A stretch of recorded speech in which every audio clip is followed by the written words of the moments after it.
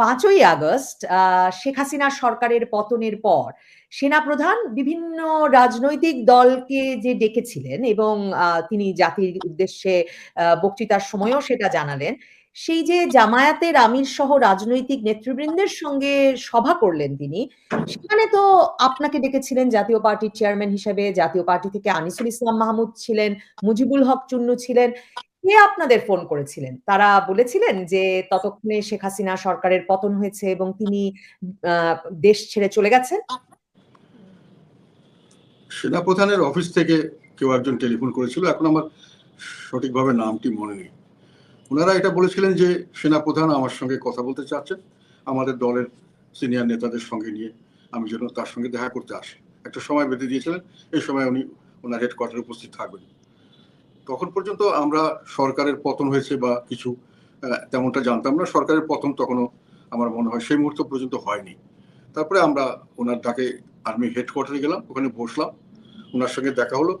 তো আমি বললাম যে এখন কি জন্য আমাকে ডাকা হয়েছে। কয়টার দিকে হবে? আমি সময়গুলো ভুলে গেছি, এখন অনেকদিন হয়ে গেল তো আমি ঠিক খেয়াল করতে পারিনি।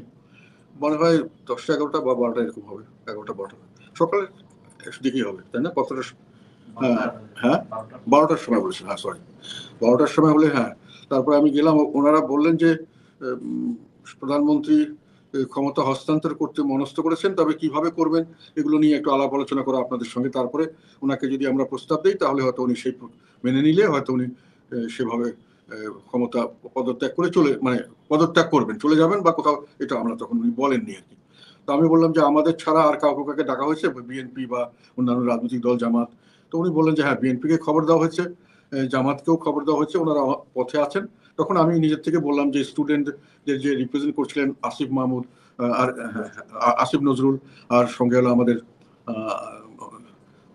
ওই কি নাম আমাদের, ওই সাকি, জুনায়েদ সাকি, বা যারা তখন মাঠে খুব সরগরম গরম ভালো অবস্থানে ছিলেন, তারা সক্রিয় ছিলেন। আমি বললাম ওনাদেরকেও ডেকে আনা ভালো, আর যারা অন্যান্য দল, ইসলামিক দল, সবাইকে ডেকে একসঙ্গে বসে আমরা আলাপ করি। তখন ওনারা বললো যে আমরা খোঁজ খবর করছি, যাতে থেকে পারছি আনছি। তো সেই সময় হ্যাঁ ওটাই কথা ছিল, এবং ওখানে এসে আমরা আলাপ সালাপ শুরু করলাম। তখন পর্যন্ত আমরা শুধু কি করা যাবে, অনেকে বললেন যে এখন পার্লামেন্ট যেহেতু আছে, উনি পদত্যাগ করলে পার্লামেন্টের কিভাবে কি হতে পারে, নেক্সট কে কিভাবে হতে পারে, এইসব আলাপ হচ্ছিল। আর করে একজন বললেন যে আমি তো দেখতে পাচ্ছি টেলিভিশনে যে প্রধানমন্ত্রী চলে যাচ্ছেন, উনি চলে গেছেন। তখন উনি বললেন, আর্মি চিফ বললেন যে আমি এটা ঠিক জানি না, উনি চলে যাওয়ার কথা সম্পর্কে আমার ধারণা নেই, যাই হোক আমরা দেখছি এটা। তো আপনারা আলাপ করেন, যদি চলে যায় উনি তারপরে তো একটা ব্যবস্থা করতে হবে আমাদের। পরে শোনা গেল যে হ্যাঁ উনি চলে গেছেন। তখন প্রশ্ন আসলে যে তার মানে সরকার পদত্যাগ করেছেন, এখন একটা ভ্যাকাম সৃষ্টি হয়েছে, কি করা যায়। তখন অনেক আলাপ আলোচনা হওয়ার পরে সবাই মিলে সিদ্ধান্ত নিল যে আমরা প্রেসিডেন্টের কাছে যাই। প্রেসিডেন্টের কাছে গিয়ে এই বিষয়গুলো নিয়ে আলাপ করে একটা পরবর্তীতে কি করা যায় এটা নিয়ে একটা ডিসিশন নেই। তখন আমরা সবাই মিলে গাড়িতে করে, একটা গাড়িতেই 2টো বা 3টা গাড়িতে সবাইকে মিলিয়ে আমরা বঙ্গভবনের দিকে আসলাম। তখন পথে ঘাটে মানুষ নেমে গেছে, হয়েছে বিরাট অবস্থা, একেবারে বিরাট ভাবে একটা হুলস্থুল চলছে আর কি। তো আমরা এইভাবে প্রেসিডেন্টের ভবনে গেলাম, প্রেসিডেন্টের সঙ্গে দেখা হলো, ওনাকে জানানো হলো যে উনি বললেন যে সেনাপ্রধানের দপ্তরে কি আপনারা সকল রাজনৈতিক দল একসঙ্গে বসেছিলেন? আপনি যখন শুরু করলেন মনে হচ্ছিল আমরা যখন একাই বসেছিলেন প্রথমে সেনাপ্রধান, বা আলাদা আলাদা করে তিনি বসেছিলেন? না, প্রথমবার যখন আমি গেছি তখন কেউ আসেননি। পরবর্তীতে মির্জা ফখরুল আসলেন, মির্জা আব্বাস উনি আসলেন, তারপরে আবার জামাতের নেতা আসলেন, ওনার নামটা ভুলে গেছে, আসছিল তখন না, অন্য একজন ছিল, পরে না, পরে আবার আরেকজন আসলেন ইয়ের থেকে, মামুনুল হক, এই ধরনের আর কয়েকজন এসেছিলেন, আমি সবাই। তারপরে আসিফ নজরুল আসলো, পরে জুনায়েদ সাকি আসলো। তখন আমরা কিছুক্ষণ নিজেদের মধ্যে আলাপ করেছিলাম, মনে হয় ঘন্টাখানেক হবে। ইতিমধ্যেই যখন শোনা গেল যে প্রধানমন্ত্রী চলে গেছেন, ভ্যাকাম হয়ে গেছে, এখন দেশে একটা শূন্যতা সৃষ্টি হয়েছে, তখন সবাই সিদ্ধান্ত নিল যে এখন আমরা এখানে না নিয়ে প্রেসিডেন্টের ওখানে গিয়ে বসে এগুলোর ব্যাপারে একটা সিদ্ধান্ত নেওয়া উচিত। তখন আমরা প্রেসিডেন্টের ওখানে গেলাম, ওখানে আলাপ সালাপ, ওখানে গিয়ে আলাপ সালাপ হলো। সেনাপ্রধানের দফতরে বসে প্রথম, নাকি বঙ্গভবনে যাওয়ার পরে প্রথম আপনারা জানলেন যে ডক্টর ইউনূসের নেতৃত্বে সরকারটা হবে? একটা সর্বদলীয় সরকার না হয়ে আসলে যে একটা সুশীল সমাজের নেতৃত্বে তরুণদের অংশগ্রহণে সরকার গঠিত হবে, ডক্টর ইউনূস নেতৃত্ব দেবেন, সেটা কখন এই রাজনৈতিক দলগুলোর মধ্যকার আলোচনায় উঠে এলো? আমরা যখন প্রেসিডেন্ট এখানে গেলাম সবাই মিলে বসলাম, যারা যারা দলীয় যারা ছিলেন যেখান থেকে, তখন কথা একটা উঠেছিল যে ছাত্রদের প্রতিনিধি থাকলে ভালো হয়। কথাটা আমি তুলেছিলাম বা আসিফ নজরুল, মানে আমরা সবাই এগ্রি করলাম। তো ওনাদেরকে খবর দেওয়া হয়েছে, আসিফ নজরুল বললেন যে ওনাদের 2-4 জন এখন আসবেন। তখন প্রশ্ন হলো যে কি করা যেতে পারে, আগামীতে কি কি হতে পারে, কি ধরনের সমস্যা। তখন সবাই এগ্রি করলো যে এটা এখনই আমরা সিদ্ধান্ত নিতে চাচ্ছি না সবাই মিলে, বরং আসিফ নজরুলকে দায়িত্ব দেওয়া হলো এবং প্রেসিডেন্ট ওনাকেও বলা হলো যে ওনারা বসে, আর্মি চিফ উনি তো আমাদের নিয়ে গেছিলেন সঙ্গে, উনি থাকবেন, আর দরকার হলে ওনারা যেভাবে মনে করেন সেইভাবেই একটা সরকার গঠিত হবে পরবর্তীতে। এটাই তখন সিদ্ধান্ত হয়েছিল। আমার ধারণা হলো তখন পর্যন্ত ওই ডক্টর ইউনূসের কথাটা আমরা শুনিনি আর কি। পরবর্তীতে যখন ওনারা প্রেসিডেন্টের সঙ্গে আলাপ করতে গিয়েছেন তখন হয়তো ডক্টর ইউনূসের কথা এসছে, এবং ওখানে ছাত্ররাও কিছু ছিলেন। ওনাদেরকে বলা হয়েছিল যে যত তাড়াতাড়ি সম্ভব একটা কাঠামো তৈরি করে আমরা আবার বসবো এবং তার পরবর্তীতে এই সরকার গঠিত হবে। তো পরবর্তীতে আর সেভাবে আমাদের বসা হয়নি। ওনারা তখনই ডক্টর ইউনূস সিদ্ধান্ত হলো কিছু ছাত্র নেতাদের নিয়ে একটা মোটামুটি একটা মন্ত্রিসভা গঠন করার পরে তারপরে মন্ত্রিসভার শপথের সময় আবার আমাদের ডাকা হয়েছে। ইতিমধ্যে মন্ত্রিসভা গঠন বা এই সিলেকশনের ব্যাপারে আমাদেরকে কিছু বলা হয়নি। আমরা ততক্ষণ পর্যন্ত আমরা ওনাদের দায়িত্ব দিয়েছিলাম, ওনারাই করছিলেন আর কি। প্রেসিডেন্ট সাহেব ছিলেন, আমাদের আর্মি চিফ ছিলেন, আসিফ নজরুল ছিল, আর ছাত্র নেতাদের 2-1 জন ছিলেন। আমার জানার মতো এনারাই সিদ্ধান্তগুলি নিয়েছিলেন। ওনারাই ডক্টর মোহাম্মদ ইউনূসকে প্রধান করে বাকিদের সমন্বয় করে একটা মিনিস্ট্রি গঠন করেছিলেন, মানে কি বলে উপদেষ্টা পরিষদ, সেটাই পরবর্তীকালে শপথ নিয়েছিল আর কি। মানে আপনি যা বললেন সেই সেই মানে এই যে উনাদেরকে দায়িত্ব দিয়ে আসা, মানে রাষ্ট্রপতিকে, সেনাপ্রধানকে এবং ছাত্র তরুণদেরকে দায়িত্ব দেওয়া একটা অন্তর্বর্তীকালীন সরকার গঠন করতে, সেই সিদ্ধান্তে তখন জাতীয় পার্টি তো একমত হয়েছে, আপনি নিজেই বলছেন। মানে বিএনপির তরফে মির্জা ফখরুল ইসলাম আলমগীর কিংবা জামায়াতের আমির ডাক্তার শফিকুর রহমান ছিলেন, সকলেই তখন বললেন যে এই 3 পক্ষ মানে রাষ্ট্রপতি বা 3 পক্ষ মানে রাষ্ট্রপতি, সেনাপ্রধান এবং তরুণরা যে সরকার গঠন করবেন আপনারা সেটাই মেনে নেবেন। মানে আর কোনো আলোচনা বা প্রস্তাব বা উপদেশ আপনাদের তরফে তার মানে ছিল না? না না, কথাটা ওরকম নয়। ঠিক কথাটা ছিল যে ওনারা একটা কাঠামো তৈরি করবেন, আমাদের সঙ্গে দরকার হলে আলাপ আলোচনা করবেন, আমাদের মতামত নেবেন দরকার হলে, মানে এরকম ধরনের একটা কথাই ছিল আর কি। তো ওনারা হয়তো ওনাদের সঙ্গে কারোর সঙ্গে হয়তো আলাপ করেছেন, আমি যতটুকু জানি। তো আমাদের সঙ্গে সেভাবে আলাপ, আমরা বলেছি ঠিক আছে আপনারা যেটা ভালো মনে করবেন, আমাদের এটাতে অবজেকশন নেই, সবাই যদি এগ্রি করে আমরা সেখানে এগ্রি করবো, এটাই ছিল কথা। তো কথা ওনারা ইতিমধ্যে 2-3 দিন হয়তো সময় ছিল, ওনারা আমার মনে হয় অন্যান্য দলের অনেকের সঙ্গে আলাপ সালাপ করেছিলেন, কাকে নিলে ভালো হয় বা না নিলে, বা এটা ঠিক আছে কিনা বা এই ধরনের করবো কিনা। আমি যতটুকু জানি যে ওনারা কিছু ইন্টারাকশন করেছিলেন, আমাদের সঙ্গে বা আমার সঙ্গে কোনো ইন্টারাকশন হয়নি। তবে আমরা পরবর্তীতে ওনারা যখন বলেছেন তখন আমরা মেনে নিয়েছি, কেননা তখন ভ্যাকাম একটা হয়ে গেছে, রাজনৈতিক শূন্যতা, দেশে সরকার নেই, আইন শৃঙ্খলার যে কোনো সময় যে কোনো ধরনের অবনতি হতে পারে। সেই কারণে আমরা তখন মনে করছি তত তাড়াতাড়ি সম্ভব একটা সরকারি কাঠামো থাকা দরকার, দেশে একটা কিছুটা হলে স্থায়িত্ব আসা দরকার, আইন শৃঙ্খলা মানে মানুষের জানমালের নিরাপত্তার কারণে হলেও তাড়াতাড়ি একটা কিছু আসা দরকার। পরবর্তীতে হয়তো যদি কোনো প্রয়োজন হয় আবার পরিবর্তন করা যেতে পারে, এই ধরনের আন্ডারস্ট্যান্ডিং থেকেই এটা করা হয়েছে আমার ধারণা। মানে আমরা সবাই ওই মানসিকতায় ছিলাম তখন, যে দেশকে এখন একটা জায়গায় আনতে হবে যেখানে সবাই নিরাপদ থাকতে পারে। একটু নিরাপত্তাহীনতার সৃষ্টি হয়ে গেছিল, পথে ঘাটে লুটতরাজ, মারামারি, কাটাকাটি, বাড়িঘর লুণ্ঠন, অনেক কিছু তখন শুরু হয়ে গেছিল। তখন কিন্তু একটা মিটিং এর সময় জিজ্ঞাসা করেছিল অনেকে যে আপনারা, যখন আমরা ছিলাম প্রথম দিনই, যে এরপরে কি করা উচিত বলে আপনি মনে করেন। অনেকে অনেক কিছু বলেছিল, আমি একটা কথা বলেছিলাম, সেটা অনেকেই খুব পজিটিভলি নেননি। আমি বলেছিলাম যে এই মুহূর্তে কিন্তু দরকার, সবচেয়ে বড় দরকার হবে দেশের আইন শৃঙ্খলা রক্ষা করা। আইন শৃঙ্খলা একটা স্টেবল পজিশনে নিয়ে না আসলে দেশ একটা বিরাট বিপর্যয়ের সম্মুখীন হতে পারে, অনেক মানুষ প্রাণ হারাতে পারে, অনেক ধরনের ক্ষয়ক্ষতি হতে পারে। তো সেটা রক্ষার জন্য যেহেতু সেনাবাহিনী আপনারা নামিয়েছেন, সশস্ত্র বাহিনী অর্থ হলে তারা অস্ত্র নিয়ে ডিউটি করবে, অস্ত্র নিয়ে, তাদেরকে সেইভাবে একটা ক্ষমতা দিলে দেশটা ঠান্ডা হবে, তখন আপনি দেশটা চালাতে সুবিধা হবে। Discipline must be established. তো ওনারা সবাই আবার সঙ্গে সঙ্গে এটার বিরোধিতা করলেন যে এটা ঠিক হবে না, এটা সেনাবাহিনী অস্ত্র ব্যবহার করবে, এটা ভালো হবে না। আমি ঠিক আছে, তাহলে আপনারা যদি ভালো মনে করেন কোনো অসুবিধা নেই। আমি বলেছিলাম যে জন্য সেনাবাহিনীকে দায়িত্ব দেওয়া হয় দেশের জনগণকে রক্ষা করার জন্য, দেশের জনগণের দিকে বন্দুক তাক করাটা সেনাবাহিনী রাজি ছিল না, আমরা মনে করি তখন আমি বাধা দিয়েছিলাম যে এটা ঠিক না, কিন্তু জনগণকে রক্ষা করার জন্য অস্ত্র ধরতে পারবে না সেনাবাহিনী, এটা হয়তো ঠিক নয়। তো যাই হোক, তখন ওই খবরে এসছে যে না কিছু করা হবে না, এইভাবেই থাকবে, তারপরে সরকার এসে ব্যবস্থা করবে। যাই হোক, পরবর্তীকালে কিন্তু সেই যে ললেসনেস একটা শুরু হলো, এটা কিন্তু মানে এখন পর্যন্ত চলছে এবং বাড়ছে, এটাকে কিন্তু আর নিয়ন্ত্রণ করা যাচ্ছে না। 5 তারিখের কথায় যদি আবার একটু ফিরি, যে তখন মনে হচ্ছিল যে সেনাপ্রধান সকল রাজনৈতিক দলের সম্মতিতে একটা সরকার গঠন করতে চান। তো ওই সময়ে জাতীয় সরকারের কোনো প্রস্তাব এসেছিল কিনা সকল রাজনৈতিক দলের তরফে?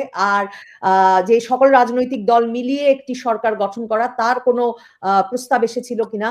আর আমি আসলে খুব বিশেষভাবে আগ্রহী জানতে যে বিএনপি নেতৃবৃন্দ তখন কি বলছিলেন, বিএনপির মির্জা ফখরুল ইসলাম আলমগীর বা বিএনপি নেতৃবৃন্দ তখন কি বলছিলেন, জামায়াতের আমির তখন কি বলেছিলেন ওই বৈঠকে? সর্বদলীয় কোনো সরকার গঠনের প্রস্তাব তেমনভাবে আসেনি, পরিবেশও তেমন ছিল না আমার কাছে মনে হয়েছে। মানে এটা ছিল একটা ইন্টারিম ম্যানেজমেন্ট, সবাই চেয়েছিল যে একটা অবস্থানে এসছে, এখন সামনের দিকে হয়তো একটা নির্বাচন হবে, নির্বাচনের পরে সরকার গঠিত হবে, একটা স্বাভাবিক কাজকর্ম চলবে, সুশাসন প্রতিষ্ঠিত হবে, আগের যেগুলো আমরা খারাপ মনে করেছি সেটা আর হবে না, এই আশায় নিয়েই সবাই বলেছিল যে আপাতত একটা ইন্টারিম কিছু অ্যারেঞ্জমেন্ট হোক, নির্বাচনের পরে যা দরকার হয় সেটা করা যাবে। এটাই মোটামুটি আমার মনে হয় সকলেরই এটি ধারণা ছিল। এবং আমার তো যতটুকু ধারণা, মির্জা ফখরুল যে আব্বাস যা ছিলেন, ওনাদের নেতা তারেক রহমানের সঙ্গে কথা বলেছিলেন এবং সেখান থেকে ওনারা ওই ধরনেরই আওয়াজ পেয়েছিলেন যে ঠিক আছে, একটা অ্যারেঞ্জমেন্ট হোক, পরে আমরা নির্বাচন হোক, নির্বাচনের পরে আমরা যা যেরকম মানে সবাই মিলে একটা দেশ ভালো মতো চালাবো। মানে এটাই হচ্ছে কথা ছিল যে লেটাস এখন ওভারকাম দ্য সিচুয়েশন, যেটা হয়েছে ক্রাইসিস, তার পরবর্তী স্টেপ হলো নির্বাচন করবো, নির্বাচনের পরে সুন্দর একটা দেশ আমরা সবাই মিলে চালাবো। এই ধরনের একটা মানসিকতা সৃষ্টি হয়েছিল বলে আমার মনে হয়। তো নির্বাচনটা কবের মধ্যে এই অন্তর্বর্তীকালীন সরকার দেবে? মানে ধরুন আপনারা যখন 90-এ এরশাদ সরকারের পতন হলো এবং একটা তত্ত্বাবধায়ক সরকারের ব্যবস্থা ওই যে 3 জোটের রূপরেখার মাধ্যমে করে একটা প্রথমবারের মতো মানে তত্ত্বাবধায়ক সরকারের হাতে ক্ষমতা দেওয়া হলো, তখনও কিন্তু একটা সুনির্দিষ্ট সময়সীমা ছিল যে এই সময়সীমার মধ্যে এই সরকারের মূল দায়িত্ব হবে নির্বাচন করা এবং নির্বাচনটি করে ফেলতে হবে। আর তত্ত্বাবধায়ক সরকার তো আমরা জানি যে 3 মাসের মধ্যে তাদেরকে এই কাজটা করতে হয়, যেই নিয়মের পরে যতবারই তত্ত্বাবধায়ক সরকার গঠিত হয়েছে। 1/11 সরকারের সময় আরেকটা অস্বাভাবিক পরিস্থিতিতে ক্ষমতা হস্তান্তরিত হলো এবং তখন প্রায় বছর 2 থাকলো এই সরকার, সেনা সমর্থিত তত্ত্বাবধায়ক সরকার। এবার এই সরকার, যে সরকারই গঠিত হোক না কেন, অন্তর্বর্তীকালীন সরকার, আপনি বলছেন ইন্টারিম ম্যানেজমেন্ট, এই সরকার কতদিনের মধ্যে নির্বাচন দেবে বা তার জন্য নির্বাচন দেওয়াটাই সবচেয়ে গুরুত্বপূর্ণ কিনা, এসব বিষয়ে কি আপনারা কোনো কথা বলেছিলেন সে সময়? হ্যাঁ, কথা বলেছিলাম। নির্বাচনটা সবাই বলেছিল নির্বাচন যত তাড়াতাড়ি হয় ততই ভালো।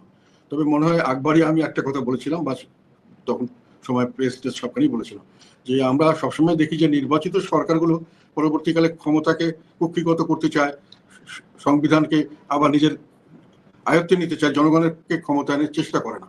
বরং অন্তর্বর্তীকালীন সরকার বা আমরা যেটা কেয়ারটেকার সরকার যতবারই যে ছিল, বা 111 গভর্নমেন্ট, বিশেষ করে 111-এর সময়, যারা কিন্তু এই প্রত্যেকটি সরকার কিন্তু খুব নিউট্রালি কাজ করছে। আমি এটা প্রেসে বলি, আমি ওপেন মিডিয়ার সামনে বলেছি যে আমার ব্যক্তিগত অভিজ্ঞতা হলো তারা নির্বাচিত সরকারের চেয়েও বেশি জনগণের চিন্তা করে বা জনগণের কাছে জবাবদিহিতা করে, যে কোনো কারণে হোক। এটা আমার ইতিহাস থেকে এটা আমার শিক্ষা হয়েছিল যে তারা এটাই করেছে পাস্ট। কাজে এনারা যখন এসছেন, এনাদের রেকর্ড খুবই ক্লিন, ভালো, এবং আমরা মনে করেছিলাম ওনারা একেবারেই নিরপেক্ষ ব্যক্তি, কোনো লোভ লালসার ঊর্ধ্বে, এবং সবাই ভেরি কি বলবো রেসপেক্টেবল পার্সন।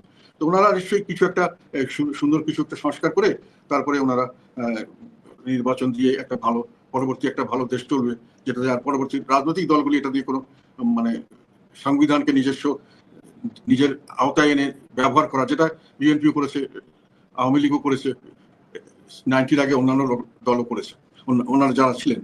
90-র পরে সবাই করেছে। সেটা আমার একটা, আমি নিজে বলেছিলাম যে এটা হলে খারাপ না, তবুও একটা কথা বলেছিলাম যে ওনারা একটা রোড ম্যাপ আগে দিয়ে দেওয়া ভালো, যে আমি সবকিছু করে এত তারিখের মধ্যে নির্বাচনটা দিয়ে দেবো, যেহেতু নির্বাচনটাই ছিল আসল উদ্দেশ্য, অবাধ, সুষ্ঠু ও নিরপেক্ষ একটা নির্বাচন। এটার পরবর্তীকালে সরকার যাতে ঠিকমতো চলে সেই জন্য একটা কিছুটা সংস্কার ওনারা করুক, এটা আমার প্রস্তাব ছিল। এবং এটা আমি বলেছিলাম বিশেষ করে 111-এর গভর্নমেন্টের সময় ব্রিগেডিয়ার সাকাওয়াতরা কতগুলো পার্টি রেজিস্ট্রেশন করা, আরপিও কতগুলো চেঞ্জ করা, নির্বাচন প্রক্রিয়া কিছু কিছু কাজ করেছিলেন। আরো কিছু কিছু কাজ আমার কাছে মনে হয়েছিল এগুলো জনগণের পক্ষের কাজ, এবং আশা করি এর আগেও কয়েকটা সরকার মোটামুটি কিছু ভালো কাজ করেছিলেন।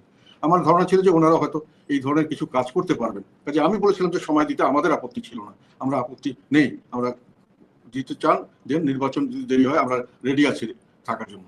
কিন্তু ওই একটা জিনিস আমার মনে হলো যে আমি ওটা একটা বড় ভুল আর কি, মানে ইতিহাস থেকে মানুষের শিক্ষা নেয় না, এটাই হলো ইতিহাসের বড় শিক্ষা। আমার কাছে মনে হয়েছে ইতিহাস থেকে সবসময় হয়তো শিক্ষা নেওয়াটাও ঠিক না, এটা আমার এইবার মনে হয়েছে। কেননা এনারা আসার পরে আমি খেয়াল করলাম যে এনারা নিজে মানে আমাদের প্রধান উপদেষ্টা মাননীয় প্রধান উপদেষ্টা ওনার হঠাৎ করে যখন উনি কিছু মানুষকে ওনার নিয়োগদাতা এবং অভিভাবক হিসেবে চিহ্নিত করলেন, যাদেরকে আমরা খুব ব্যাপকভাবে জানি না, তাদের রাজনৈতিক দু একজন কিছু ফেস চিন্তা, কিন্তু তাদের উপরে সর্বাত্মকভাবে সমস্ত দায়িত্ব দিয়ে দিলেন, এমনকি সমস্ত প্রশাসনের সমস্ত মন্ত্রণালয়গুলোর মধ্যেও তাদেরকে একটা এন্ট্রি দিলেন না, তারাই সুপার মানে সুপেরিয়ার পাওয়ার এরকম ভাবে তাদেরকে দিয়ে দিলেন, তারাই সব নীতি নির্ধারণ করা শুরু করলো।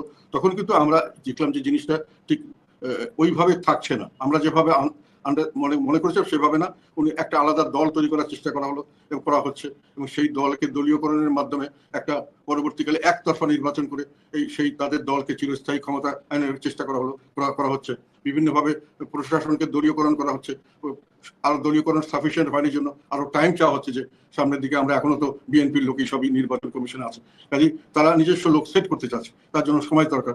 তো আর একেবারেই সম্পূর্ণ আমি মনে করি যে কোনো রাজনৈতিক মানে আমি কি বলবো এটাকে আইনগত কোনো ভিত্তি নেই, তাদের কোনো সেই রাজনৈতিক দলে কোনো রাজনৈতিকভাবে কোনো রেজিস্টার্ড নেই, তারপরও তারা প্রোটোকল সমস্ত সরকারি সুযোগ সুবিধা এবং এমনকি মানে আউট অফ দ্য ওয়ে, এমন কিছুদিন আগে শুনলাম যে তারা কি টিআরজিআর এর টাকা চাচ্ছে ডিসিদের কাছ থেকে এবং সেখানে তারা সভা করবে সেই জন্য ইত্যাদি, এরকম ভাবে একটা দল তৈরি করা হচ্ছে এবং সেই দলের মাধ্যমে ক্ষমতা দীর্ঘায়িত করা বা চিরস্থায়ী করার একটা ব্যবস্থা নেওয়া হচ্ছে। তো সেটা তখন আমাদের মনে হলো যে আমরা যে উদ্দেশ্যে সময় দিতে চেয়েছিলাম, যে উদ্দেশ্যে সংস্কার করতে চেয়েছিলাম, উদ্দেশ্যটা এখন সংস্কারের উদ্দেশ্য হয়ে গেছে। সরকার নিজস্ব একটি দল করবেন এবং সেই দলের মাধ্যমে ক্ষমতা দীর্ঘায়িত করবেন এবং যার ফলে জনগণের স্বার্থ এখানে বিঘ্নিত হচ্ছে। এই যে আপনি তো নিশ্চয়ই রাজপথে আন্দোলন দেওয়া তরুণদের কথা বলছেন, মানে এবং তরুণদের নতুন দল এনসিপির কথা বলছেন। তো এই তরুণদের সঙ্গে আপনাদের তার মানে 5ই আগস্ট বা 8ই আগস্ট সরকার গঠনের আগে দেখা হয়নি, বা 5ই আগস্ট আপনারা কোনো ইঙ্গিত পাননি যে এই সরকারটি আসলে মূলত তরুণরাই এর নেতৃত্ব পাবেন? মানে আপনিও কি বিস্মিত বোধ করছেন যে আসলে সকল মন্ত্রণালয়ে তরুণদের জন্য পদ তৈরি করে তাদেরকেই নেতৃত্ব দিয়ে দেওয়া হয়েছে এবং তারাই গত 8 মাস ধরে দেশটা চালাচ্ছেন এবং তারাই ডক্টর ইউনূসের নিয়োগকর্তা বলে ডক্টর ইউনূস বলছেন, কিন্তু এর কোনো ইঙ্গিত কি 5 তারিখ আপনারা সেনাপ্রধানের কাছ থেকে পাননি? ছাত্রদের আন্দোলনের পর ছাত্ররা মন্ত্রী মিনিস্টার হয়ে গেছেন, তারাই দল গড়ছেন, তারাই নির্বাচিত হয়ে আবার ক্ষমতায় আসতে চাচ্ছেন নির্বাচন অনুষ্ঠানের মাধ্যমে যদি কখনো তারা নির্বাচন দেন। এই বিষয়টি একেবারে নতুন, আমি আপনার সঙ্গে একমত। কিন্তু মানে বাংলাদেশে ক্ষমতায় থেকে দল গড়াটা তো নতুন নয়। আপনি যদি জাতীয় পার্টির কথা বলেন, জেনারেল এরশাদ ক্ষমতায় ছিলেন, তিনি তখন দল গড়লেন জাতীয় পার্টি।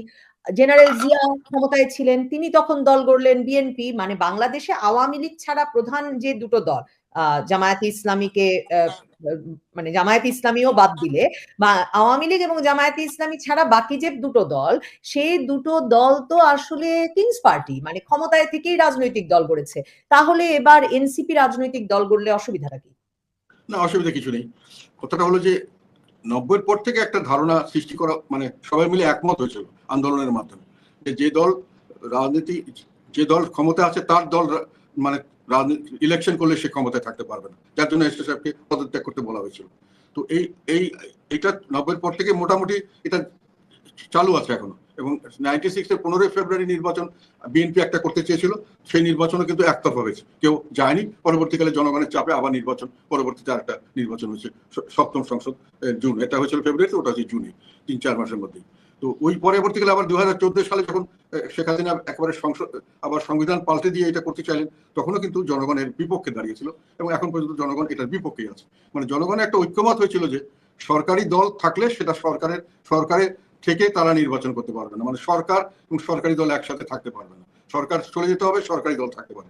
আর দলের মানে রিসোর্স খরচ করে, সরকারি টাকা পয়সা খরচা করে রাজনৈতিক দল তৈরি করা এবং একটা সেই কালচারটাও যদিও অফিসিয়ালি কেউ ডিনাউন্স করেনি, তবে এটা একটা স্বাভাবিক জনমত যে সবাই জনগণের পয়সায় রাজনৈতিক দল হবে, এটা সবাই দলে আরো সবাইকে সুযোগ দেওয়া উচিত। সরকারি গিয়ে যে সরকার প্রধান সেই করবেন, এটা স্বাভাবিকভাবে ন্যায়সঙ্গত বিষয় নয়। কাজে এখন যেটা হয়ে গেছে আর সামনে না হয়, এটি জনগণের মানে আমি ধারণা করি যে সাধারণভাবে মানুষের একটা ধারণা হতে পারে। আর যদি না হয়, আই ডোন্ট মাইন্ড, যদি সরকারি থেকে সরকারি দল করা হয়, আমার কোনো আপত্তি নেই। আমার আপত্তিটা হলো সরকার নির্বাচন নিরপেক্ষ দিতে পারবেন না, এবং এই সরকার যে তাদেরকে এখন থেকেই যে নির্বাচন করার জন্য বিভিন্ন সুযোগ সুবিধা দিচ্ছেন, একতরফাভাবে লেভেল প্লেইং ফিল্ডকে ব্যত্যয় করা হচ্ছে নানানভাবে, তাদেরকে তাদের জায়গায় টাকা পয়সা খরচা করা হচ্ছে, তাদের ইলেকশন এরিয়াতে নানা সুযোগ সুবিধা দেওয়ার কথা বলা হচ্ছে এখন থেকে, যেটা আমরা বলছি লেভেল প্লেইং ফিল্ডের জন্য এটা ঠিক নয়, জন্য সরকার পদত্যাগ করে বেশ কিছুদিন সময় দিতে হয়, যাতে করে এই এফেক্ট গুলো মানুষের চলে যায়। সরকারি পয়সা দিয়ে, ডোনেশন দিয়ে ভোট কেনার চেষ্টা এগুলো না হয়, সেটা তাহলে লেভেল প্লেইং ফিল্ড হলে সত্যিকার অর্থে ভালো নির্বাচন হয়, সেই নির্বাচন জনগণের কাছে ভালো গ্রহণযোগ্যতা পায় এবং সবাই সমানভাবে এটাকে গ্রহণ করতে পারে। আমরা সেটি বলছি। আমি মানে নির্বাচন আসলে কবে দেবেন ইউনূস সরকার বলছেন যদিও যে ডিসেম্বর থেকে জুন, কিন্তু বোঝা যাচ্ছে যে পথটা খুব সহজ নয়, কারণ এনসিপি কে আসলে নিবন্ধন পেতে হবে, তাকে একটা দল গঠন করতে হবে, তাকে জয় নিশ্চিত করতে হবে। এমন একটা পরিস্থিতিতে না গেলে এই সরকার নির্বাচন দেবেন সেটা সম্ভবত কোনো রাজনৈতিক পর্যবেক্ষকও মনে করছেন না। কিন্তু আপনারা কি করবেন? মানে ধরুন আপনার বিরুদ্ধে দুদকের তদন্ত শুরু হয়েছে, মির্জা ফখরুল ইসলাম আলমগীরের কথাই যদি বলি, আওয়ামী লীগের আমলেই নিশ্চয়ই তার বিরুদ্ধে শতাধিক মামলা দেওয়া আছে। তো তাহলে রাজনৈতিক নেতৃবৃন্দ তো আসলে নানা রকম চাপে আছেন। এই অবস্থায় আসলে মানে সরকার নির্বাচন না দিলে কি করবেন আপনারা? এই এই আন্দোলনে একটা জিনিস আমি মনে করি খুব সুস্পষ্টভাবে আবার প্রমাণিত হয়েছে, যেটা এই আন্দোলনের সবচেয়ে বড় আমি মনে করি অর্জন, সেটা হলো জনগণ সকল ক্ষমতার মালিক, জনগণ সকল ক্ষমতার উৎস।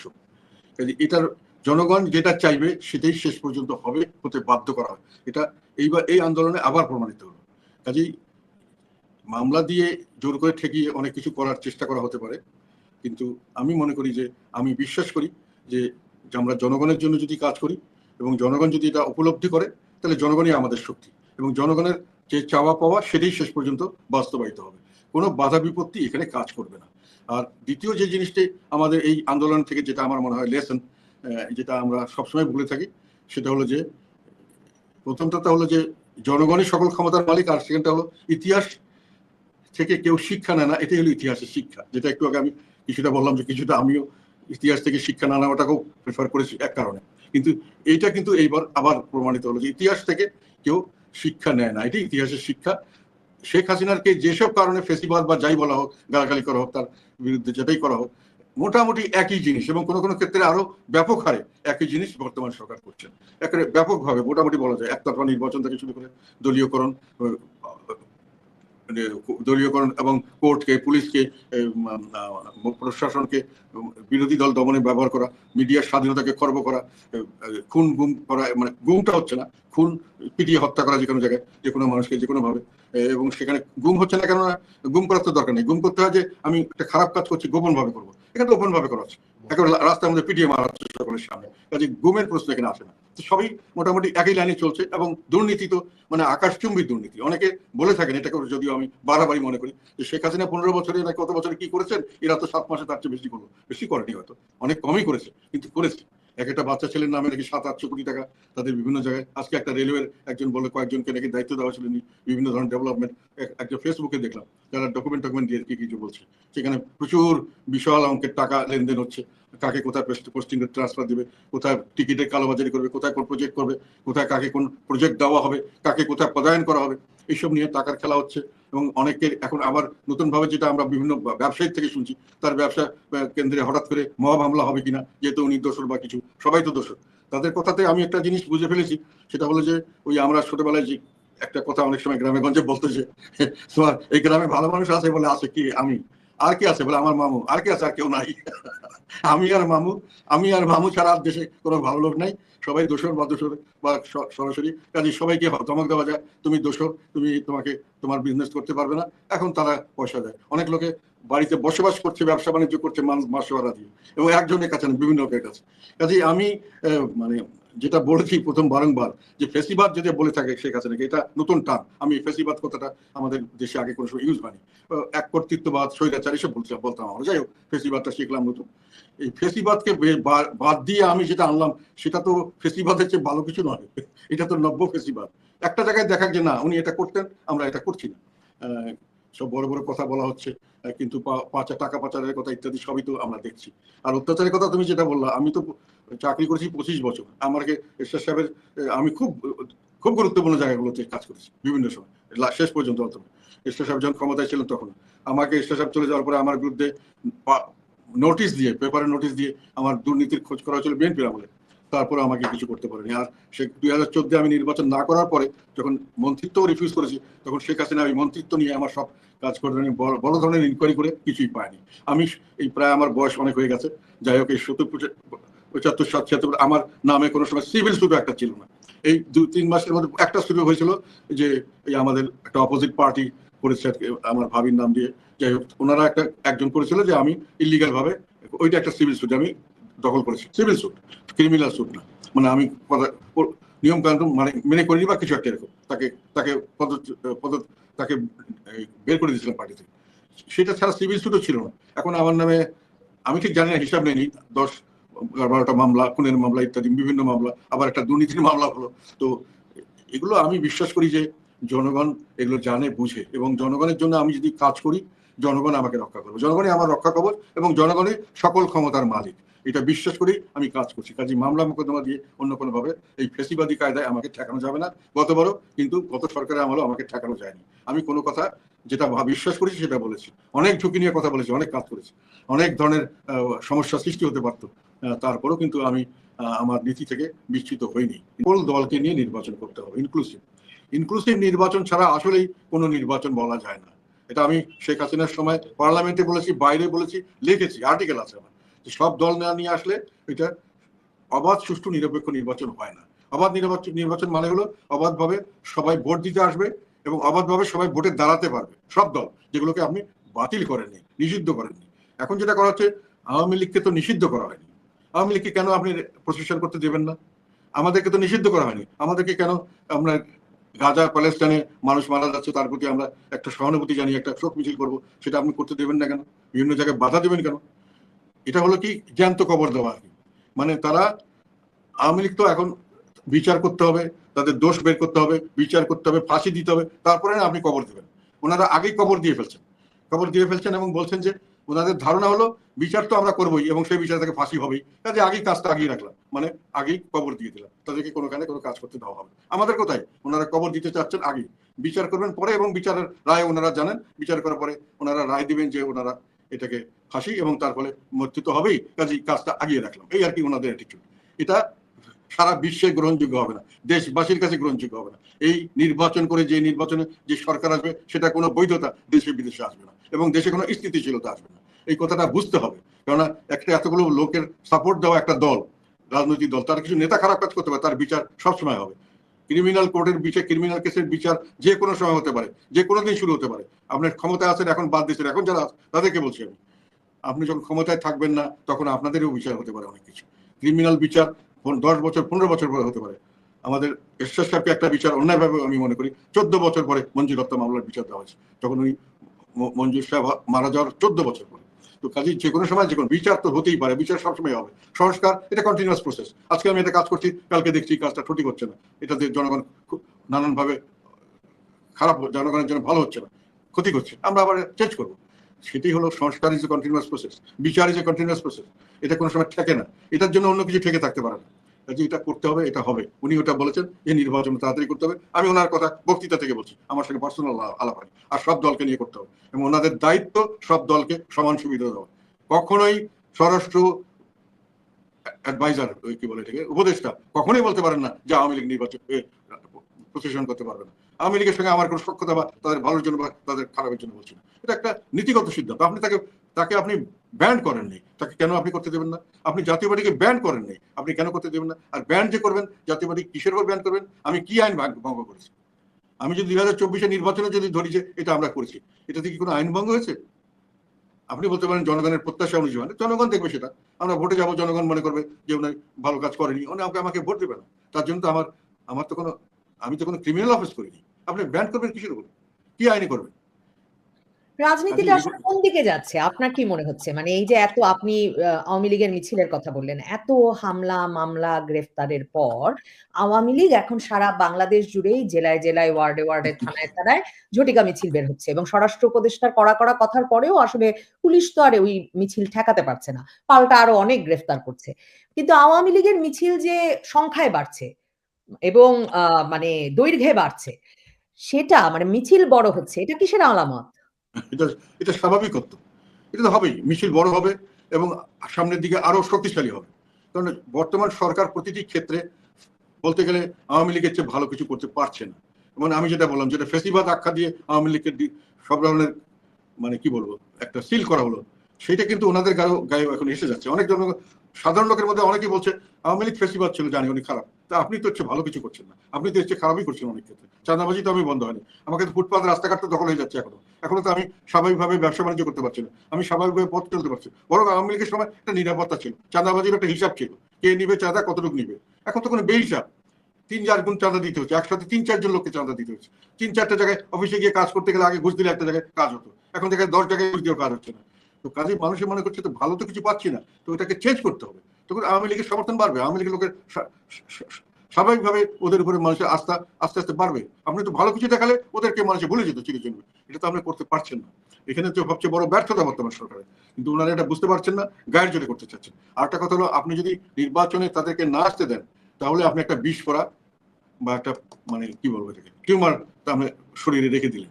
ইট will create problem every day, it will go on increasing. সরকার যখনই ব্যর্থ হবে, সেই সরকারের বিরুদ্ধে আন্দোলন হবে। সেই আন্দোলনে আওয়ামী লীগ আবার আন্দোলনে কিন্তু খুব পটু। এখন একটা যে কোনো কারণে হোক তারা এক অবস্থা খারাপের দিকে গেছে, এটা প্রতিদিন বাড়তে থাকবে, এটা স্বাভাবিক।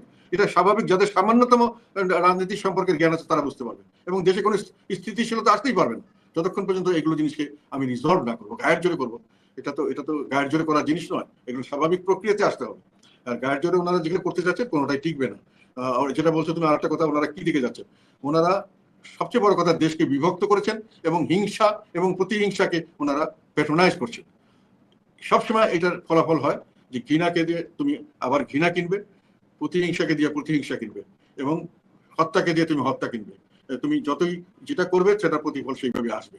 আমরা চেয়েছিলাম এইবার সকলে মিলে পাঁচটা ভুলে সকলে একটা সামনের দিকে এগিয়ে যায়, যার যার দোষ ত্রুটি যতটুকু করা দরকার করা হবে, বাকি সারা দেশের লোককে একটা ঢালাও ভাবে অর্ধেক লোক সবই, অর্ধেকের বেশি লোক সব খারাপ, আমরাই ভালো, এবং আমরা সব লোককে ওখানে আরেকটা ডিক্লারেশন তো দিয়েছিল আমি শুনলাম, যে একটা বিপ্লবের পরে নাকি যারা পরাজিত হয় তাদেরকে নাকি সব খতম করে দেওয়া, এটা ইতিহাসে নাকি আছে, যে আমাদেরকে যারা পরাজিত বলে তাদের কাছে গণ্য হচ্ছে, তাদেরকে তারা খতম করবে, এই মানসিকতা তো তারা ডিক্লেয়ারই করছে। আমি দু একটা বক্তব্য শুনলাম।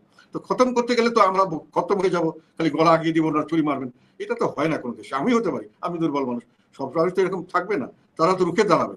কাজে যুদ্ধ বিগ্রহ, সংঘাত, রক্তপাত এটাকে চলতেই থাকবে। এটা নববর্ষের কথা আমি দেখলাম, নববর্ষে শুধু একটা ভালো জিনিস করেছেন, এই জিনিসটাই ওনারা যে কোনো কারণে করেছেন, আমি ধন্যবাদ জানি, সেটা হলো ছায়ানটকে করতে দিয়েছেন, আর তো কাউকে করতে দেন নাই। আমার উত্তরেতে আমাদের কতগুলো অনেক জায়গায় অনেক অনুষ্ঠান হতো স্বতঃস্ফূর্ত, সরকারি কোনো ধরনের কোনো সহায়তার কিছু ছিল না, সেগুলো কিন্তু করতে দেওয়া হয়নি, পারমিশনই দেওয়া হয়নি। সেখানে দেওয়া হয়েছে কি, এই যে কি বলে নতুন দল এদেরকে বিভিন্ন জায়গায় স্টেজ করতে দেওয়া হয়েছে। তারা এগুলো স্বতঃস্ফূর্ততা নাই। সরকার যেটা করেছে সাজানো নাটক, কোনোদিন সরকার এটা করে না। এটা ব্যক্তিগত পর্যায়ে মানুষরা করে, নিজেরা গোষ্ঠীগত ভাবে মানুষের নিজের থেকে উৎসাহ নিয়ে করে। সেই একটা সার্বজনীন উৎসব সবাই মিলে করবে, সবাই মিলেমিশে করবে, সবাই নিজস্ব ধারা নিয়ে করবে, সেটা তারা অ্যালাউ করলেন না। নিজেরাই সরকারি খরচে হাতি ঘোড়া এদিক সেদিক থেকে নিয়ে এসে, পার্বত্য চট্টগ্রাম নিয়ে এসে খুব নাচানাচি করলেন, দেশে বিরাট একটা আনন্দ উৎসব হয়ে গেল সরকারি খরচে, সরকারি অ্যাডভার্টাইজমেন্টে। শুধু একটা জিনিস ওনারা যে কোনো কারণেই বাধা দেননি, এটা আমি খুশি, সেটা হলো ছায়ানটকে করতে দিয়েছে। না হলে তো আমি আর কোথাও কাউকে কিছু দেয়নি, কোনোখানে কোনো স্বাভাবিকতা ছিল না। তো এখন যে জিনিসটা, যে আমি সকালবেলা সেদিন একটা কথা বললাম আমি আমার বক্তৃতা, আমার কাছে দুঃখ লেগেছে যখন আমি দেখতে চাইলাম যে মঙ্গল শোভাযাত্রা, যাই হোক আনন্দ শোভাযাত্রা, চেহারাটা দেখে আমি দেখি যে সেখানে ওই যে সাজিয়েছে আর কি, শেখ হাসিনার বোধ এখানে রক্ত টক্ত দিয়ে বিভৎসতা। আরে একটা শুভ দিন, সুন্দর দিন, আপনি বিভৎসতা দিয়ে শুরু করলেন, রক্ত দেখিয়ে দেখিয়ে বিভৎসতা, কদর্য, ঘৃণা, এগুলো দিয়ে আপনি একটা বছর শুরু করলেন। তো এই বছর আপনি কোথায় নিয়ে যাবেন, তুমি যেটা বলো, কোথায় যাবে এই বছর? যাবে প্রতিহিংসা এবং রক্তপাতের মধ্যে শেষ হবে। সামনে পরিস্থিতি আরো সংঘাতপূর্ণ হবে দেখেন। এবং আপনার কাছে শেষ প্রশ্ন যে এই তরুণেরা, এই অন্তর্বর্তীকালীন সরকারের উপদেষ্টারা, ডক্টর ইউনূস সহ এই উপদেষ্টা বর্গ এবং এই তরুণ নেতারা, যদি আগামীতে কখনো নির্বাচন তাদের দিতে হয় এবং নির্বাচন দেওয়ার পর তারা যদি জিতে না আসতে পারেন, মানে শান্তিপূর্ণভাবে তারা ক্ষমতা হস্তান্তর করতে পারবেন, মানে এই এত যে মববাজি, লুটপাট, দুর্নীতি, মানে এগুলোর তো এখন প্রমাণ আছে আমাদের কাছে, সাধারণ মানুষের কাছ থেকে যেমন আমরা প্রতিনিয়ত শুনছি যে ওই যে মাসোহারা দিয়ে ব্যবসা চালানো, চাঁদা থেকে শুরু করে পদ পদায়নে কি হচ্ছে, এগুলো তো ক্রমাগত বেরিয়ে আসছে। এদের এক্সিট স্ট্র্যাটেজি কি? এরা বের হবেন কি করে? যদি ওনারা শান্তিপূর্ণভাবে বেরোতে চান, হয়তো এক্সিট বের হবে। আর যদি না চান তাহলে দুর্ভাগ্য তাদের। জোর করে সবাই ক্ষমতায় থাকতে চায়, অনেক ক্ষমতা দেখায়। বাংলাদেশের ইতিহাস থেকে তো আমরা যেটা শিক্ষা দেখেছি সেটা হলো কেউ থাকতে পারে না। যত জোর করবেন তত বেশি খারাপ ভাবে যেতে হবে, তত বেশি কদর্য ভাবে শেষটা হবে। আর যত সহজভাবে সহজকে মেনে নেবেন, স্বাভাবিককে মেনে নেবেন, তত সুন্দরভাবে চলে যেতে পারে।